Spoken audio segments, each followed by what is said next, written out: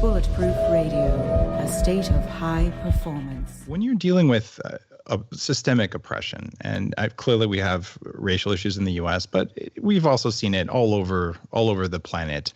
There's a government or a people really doing their very best to take away hope in a whole nother culture, right?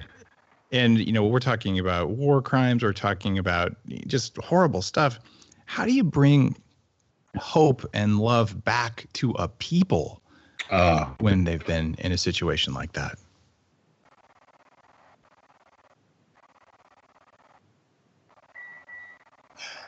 In a parallel way to an individual. Parallel. Yep. Let me go back to the, in my own story. Yeah. I grew up with a father who was a civil rights worker. He was a pastor, was doing civil rights stuff, both, so I grew up assuming, if you're church, you're supposed to do, you do spirituality and social justice all wrapped up. They come together, right? Yeah. It was like, that's what Jesus did. That's what we do. So, okay. So that was kind of the world in which, and I grew up in the old black communities in the late 50s and through the 60s. And then I went off to college. And there was an evolution, because when I was younger, the reality of slavery still lingered through segregation in the consciousness of the community. It really did. There were, people like Franz Fanon, who wrote The Wretched of the Earth, and a lot of people who looked at the dynamics of oppression, psychologists talk about internalizing the oppression, where the oppressed actually internalize the systems and the dynamics of oppression into themselves. And so you get these patterns of self-hatred and self-loathing, and it comes out in ways that eventually you try to mimic the wider system or culture or whatever it is, and diminish your own. So by the late 60s, when the civil rights movement got really going, in the early days, it didn't deal with this.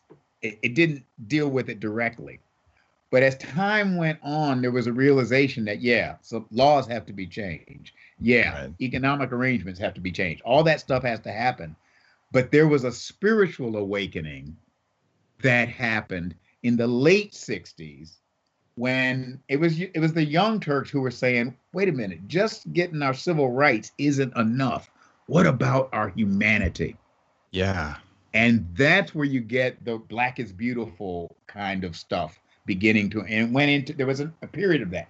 What that tells me is it's a very similar kind of thing to having how you overcome negativity in your own life. I mean, you've got to deal with it. You've got to coach. You've got to, you can't ignore the outward circumstances that created it. You got to do something about it, but that's not enough. You've got to engage the inner spirit, and you've got to, because ultimately it's going to be that inner spirit that's going to give you the capacity to make it over the long haul. If you just deal with the outer circumstances, that's not enough. And so I saw, and I think about it, growing up in the Black community. I mean, where all of a sudden, when I was growing up, the darker you were was considered not great.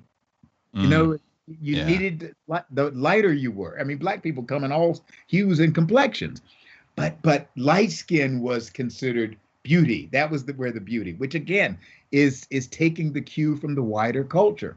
Right. And so eventually the Black is Beautiful kind of, went overboard. Of course, these things go a little bit overboard, but eventually it norms out where you realize beauty is beauty. It's where you don't fall for the color game.